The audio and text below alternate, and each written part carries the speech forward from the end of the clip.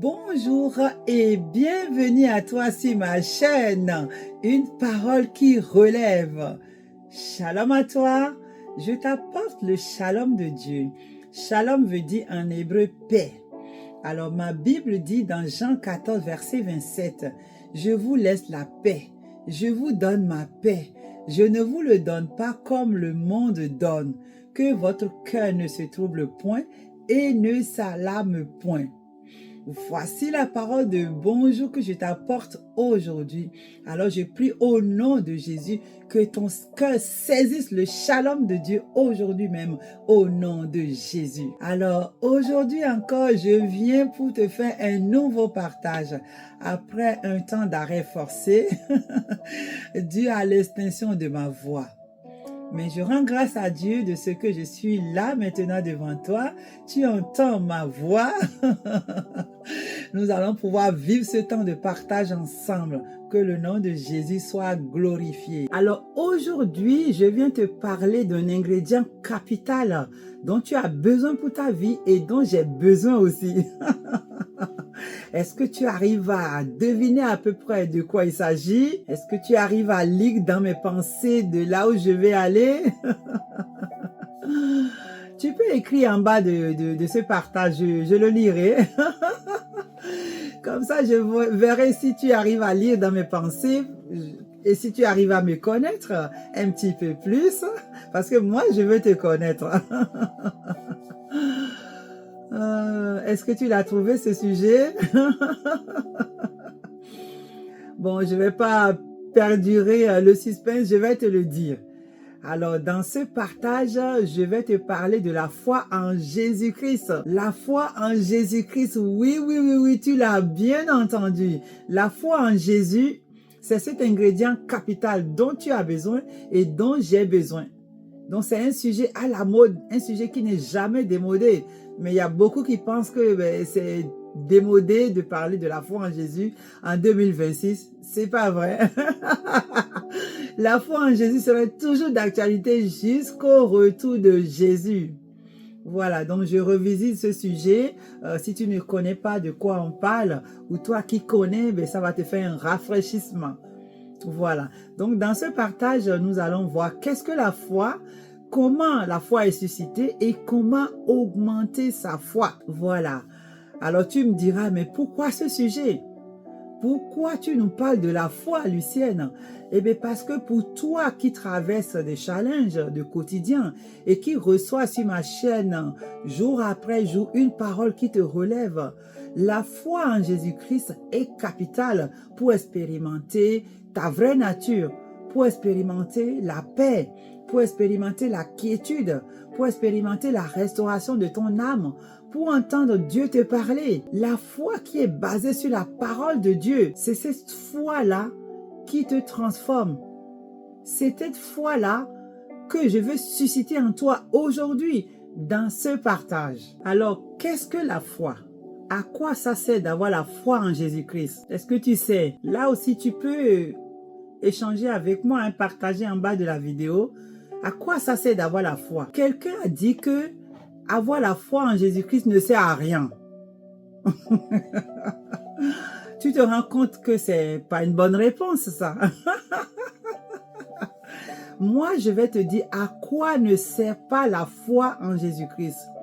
La foi en Jésus ne sert pas à avoir une vie facile. La foi en Jésus-Christ ne te sert pas à vivre ta vie comme tu veux, n'importe comment. La foi ne te sert pas à éviter les challenges, à éviter les problèmes. La Bible dit au contraire, vous aurez des tribulations dans le monde, mais prenez courage, j'ai vaincu le monde. La foi en Jésus-Christ n'est pas une garantie, ça ne te garantit pas le confort. Et tu vas remarquer qu'aujourd'hui, de nos jours, plusieurs sont ceux qui abandonnent la foi facilement, je veux dire à mon goût. Ils ont des challenges de santé, ils abandonnent la foi. Ils sont au chômage, par exemple, quelqu'un au chômage, il abandonne la foi. Un frère ou une sœur en Christ s'est mal comporté, il abandonne la foi. Un homme de Dieu a fait quelque chose, il abandonne la foi. Les gens abandonnent facilement la foi aujourd'hui. À croire que c'est en un homme ou à un homme de Dieu, ou à un frère, ou à une personne que la foi est mise. Non, Dieu nous demande de croire en lui, de mettre sa foi en lui, pas en l'homme. Alors des fois, c'est vrai qu'il y a des épreuves de la vie, des challenges, et je ne comprends pas comment les gens peuvent abandonner la foi comme ça. Je ne comprends pas. Le diable est méchant. Il est vraiment méchant à prendre ce qui est capital pour toi et pour moi et pour notre vie. Il le prend comme ça, il le vole, mais il est vaincu au nom de Jésus. Dieu dit, prends courage, j'ai vaincu le monde. Alors si tu crois en Jésus, tu as vaincu le monde. Si tu crois en Jésus, tu as déjà vaincu le monde. Parce que la Bible dit que Jésus est vainqueur et nous, nous sommes plus que victorieux. Jésus est victorieux, nous, nous sommes plus que victorieux. Alors, nous allons rentrer dans le vif du sujet. Qu'est-ce que la foi? Alors, à mon bonne habitude, nous allons questionner Dieu. Que dit Dieu de la foi? Et pour le savoir, nous ouvrirons la Bible, la parole de Dieu. Dans Hébreux 11, les versets 1 à 3, qui dit ceci? Or, la foi est une ferme assurance des choses qu'on espère, une démonstration de celles qu'on ne voit pas. C'est par la foi que nous reconnaissons que le monde a été formé par la parole de Dieu, en sorte que ce qu'on voit n'a pas été fait des choses visibles. Alors, dans la première partie de cette définition, il nous est écrit que « Or, la foi est une ferme assurance des choses qu'on espère. » Et là, j'ai une question pour toi.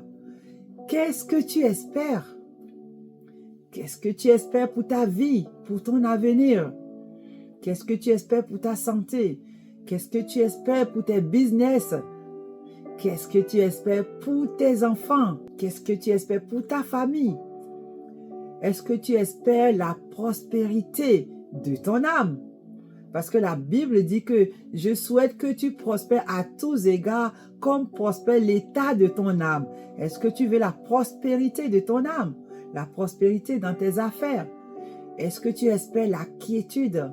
Est-ce que tu espères cette paix durable, cette paix intérieure qui surpasse toute intelligence? Qu'est-ce que tu espères? La parole t'est posée aujourd'hui. Alors sache que si tu as la foi en Jésus-Christ, ce que tu espères dans ton cœur, c'est ce qui se manifestera. Et quand cela sera manifesté, tu sauras que c'est ça. La foi est comme une ancre dans la tempête. Et au fait, la foi, c'est croire et attendre avec confiance la manifestation de ce que tu vois dans ton esprit. Et là, certaines personnes me diront que la foi est aveugle, la foi ne voit rien. C'est pas vrai. La foi voit ce que au fait, la foi voit ce que toi, tu ne vois pas avec tes propres yeux, mais qui est dans ton esprit et qui attend d'être manifesté. La Bible ne nous dit-elle pas, nous marchons par la foi et non par la vue. 2 Corinthiens 5, verset 7. La foi, au fait, ce n'est pas voir, c'est croire quand bien même tu ne vois rien. La foi, c'est avancer dans le noir en étant convaincu que Jésus est là. La foi ne s'appuie pas sur ta réalité, elle s'appuie sur la vérité de Dieu, au fait. Et je vais aussi te dire par l'occasion que la foi a un langage. Alors, parler le langage de la foi, c'est dire par exemple, je ne coulerai pas quand tout autour de toi s'écroule. Ésaïe 43, verset 2 nous dit, si tu traverses les eaux, je serai avec toi et les fleuves ne te submergeront point. Si tu marches dans le feu, tu ne te brûleras pas et la flamme ne t'embrasera pas. Au fait, quand tu ne comprends rien de ce qui t'arrive, la foi, le langage de la foi te dit que Dieu comprend tout. Parce que Dieu, lui, il est omniscient. Alors, il faut faire confiance en Dieu, lâcher prise, ose laisser le contrôle de ce qui t'arrive de ta vie à Jésus. celui qui a fait la promesse, celui qui a dit « crois en moi », celui qui te demande d'avoir foi en lui, il est assez capable, assez puissant, assez grand pour pouvoir accomplir ce qu'il te dit, sa parole. Amen. Est-ce que tu me suis jusque-là? Alors, en ce moment, dans mon église Impact Centre Chrétien, on nous parle de devenir disciples. Au fait, être les dimancheurs, comme on dit, ceux qui viennent que le dimanche à l'église, en semaine tout va bien, le dimanche ils viennent à l'église, ils viennent chauffer les bancs de l'église, les chaises de l'église. Eh bien, c'est pas ce que Jésus veut de nous. Jésus ne veut pas que nous soyons ses enfants et des simples chrétiens qui vont à l'église les dimanches et qui vont remplir comme leur devoir religieux. Non, Jésus nous appelle à devenir ses disciples. Et devenir disciple de Jésus, c'est de suivre Jésus, c'est-à-dire d'être imitateur de Jésus. C'est comme un maître et nous sommes ses élèves. Donc, suivre Jésus, c'est devenir imitateur et pratiquer ce qu'il nous enseigne, pratiquer sa parole. Quand tu crois en Dieu, tu deviens enfant de Jésus, enfant de Dieu, mais ça ne suffit pas. Dieu veut que tu deviennes disciple, c'est-à-dire ce en quoi tu crois, en Jésus, tu crois en la parole. Maintenant, Dieu veut que tu pratiques la parole, que tu obéis à la parole. C'est à cette dimension que Dieu veut que nous allions. Alors, tu as besoin de la foi, c'est la base, c'est le socle. Tu as besoin de la foi pour devenir ce disciple et pour expérimenter aussi ta vraie nature. Ta vraie nature, Dieu dit tel il est, tel nous sommes. Comment Dieu est? Dieu est joie. Ça veut dire que Dieu veut que toi aussi, tu sois joyeux, joyeuse. Tu manifestes la joie dans toutes les circonstances. Dieu est amour. Dieu a mis son amour dans ton cœur par le Saint-Esprit qui est venu habiter en toi quand tu as donné sa vie à Jésus. Alors, il veut que tu manifestes cet amour qu'il a mis en toi. Voilà les traits de caractère de Jésus. Donc, quand tu as la foi en Dieu et que tu pratiques la parole, ben, ton vrai toi se manifeste. C'est ce à quoi Dieu nous appelle. Être disciple de Jésus, c'est fait comme Jésus. La foi en Dieu te permet aussi d'entendre ce que Dieu a à te dire. Tu as besoin des fois de la direction pour tes projets et pour un certain nombre de choses données. Mais le fait que tu crois en Jésus et que tu pratiques la parole, mais Dieu se révèle à toi dans ta parole, dans sa parole, il te donne des directives. Et tu peux vraiment expérimenter aller à une autre dimension de ta vie de foi. Alors maintenant que tu sais ce qu'est la foi, nous allons passer à un autre point. Comment avoir la foi et comment augmenter sa foi? Alors pour toi qui n'as pas la foi ou pour toi qui manque de foi, écoute ceci. Romains 10, verset 17 nous dit « Ainsi la foi vient de ce qu'on entend. Et ce qu'on entend vient de la parole de Christ. » Ce qui veut dire que pour que ta foi soit suscitée, tu entends la parole, tu crois en la parole faite chair, Jésus-Christ, et ta foi est suscitée. Une fois que ta foi est suscitée, maintenant, tu demeures dans la parole, tu demeures dans l'obéissance, dans la pratique de la parole, et ta foi grandit. Et tu as une foi géante, costaud. Alors, ce qui te reste à faire, c'est de devenir amoureux de la parole de Dieu, amoureux de la méditation de Dieu, de la parole, et amoureux de la pratique, de l'obéissance à la parole. Et je vais te faire un bémol. Quand Dieu nous demande de méditer sa parole pour augmenter notre foi, quand Dieu nous demande de pratiquer sa parole pour augmenter notre foi, au fait, Dieu ne nous demande pas de méditer sur nos challenges. Dieu n'a jamais demandé à ses enfants de méditer sur les problèmes. Il veut que nous méditions sur la parole, sur ce que Dieu dit de la situation que nous traversons. Parce qu'au fait, quand tu traverses un challenge et que tu médites sur le challenge, cela est désagréable à Dieu. Cela ne fait pas du tout plaisir à Dieu que tu médites sur ton problème au lieu de méditer sur la parole, sur ce que Dieu dit de ta situation.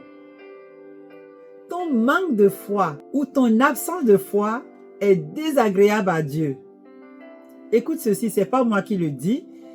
Hébreux 11, verset 6. Or, sans la foi, il est impossible de lui être agréable.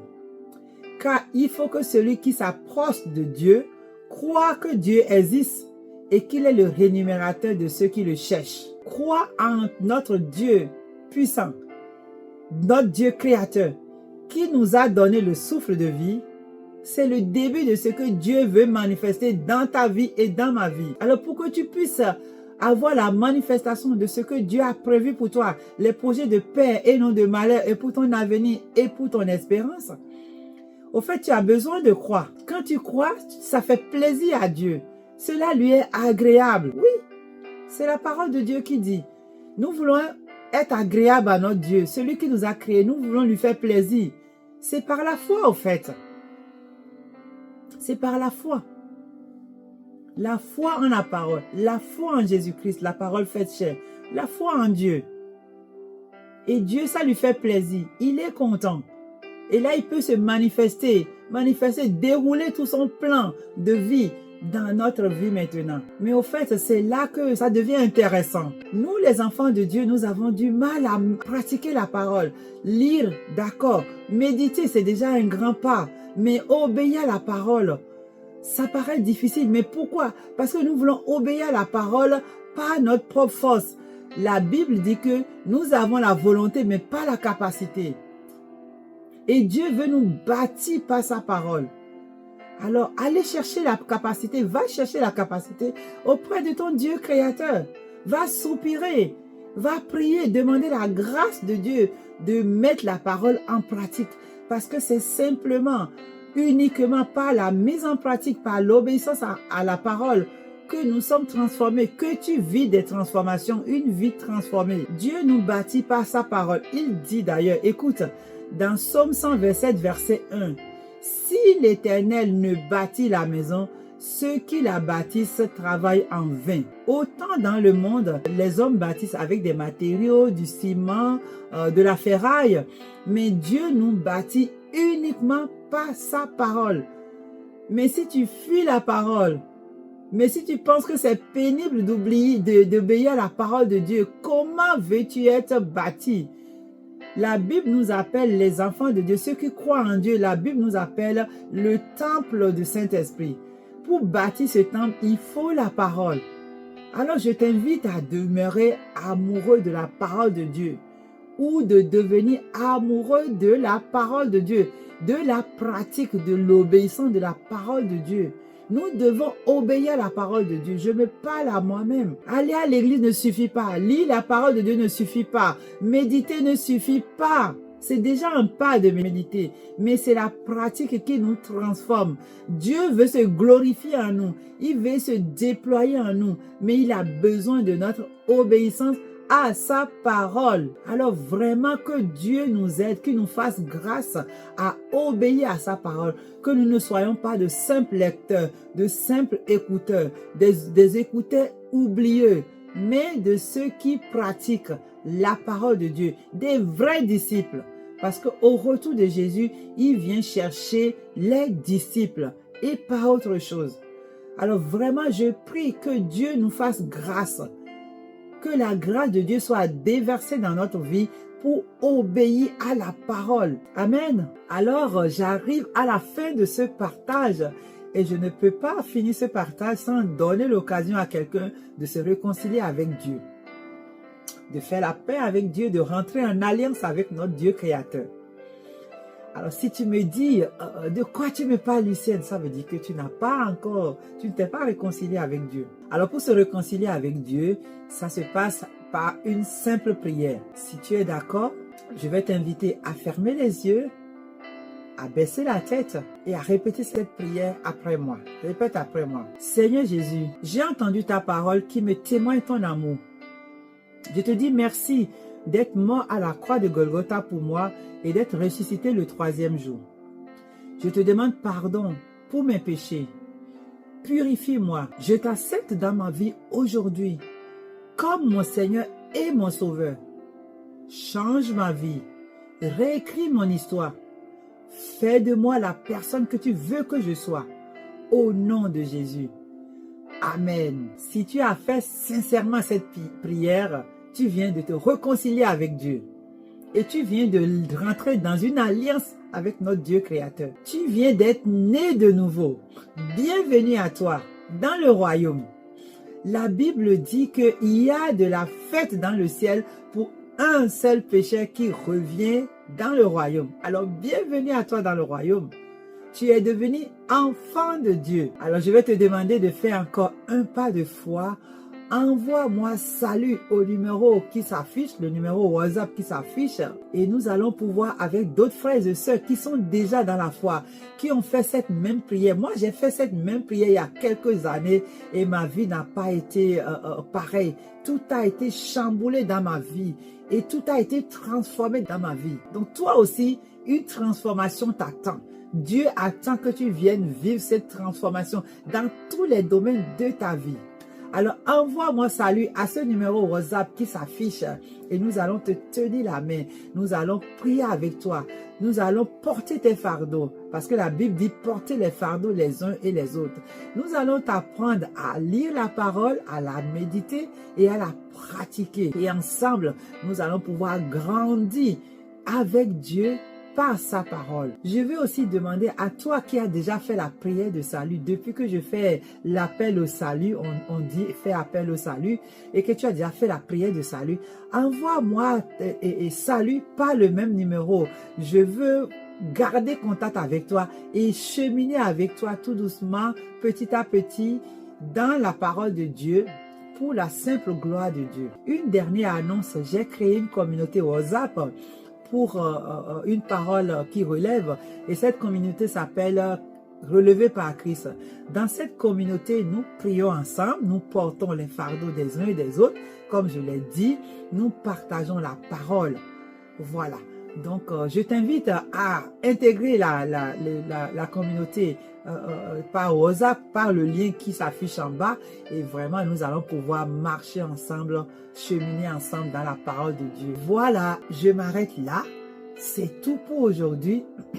Si tu as aimé cette parole, si tu as reçu quelque chose, si tu as appris quelque chose de nouveau ou si tu as été rafraîchi dans ce que tu connaissais déjà, like la parole, like cette vidéo. C'est comme ça que je sais que tu as aimé. Hein? Partage à quelqu'un qui en a besoin. Et surtout, abonne-toi pour ne rien rater. Voilà, c'est tout pour aujourd'hui. Je te fais peace, la paix de Dieu. Au revoir.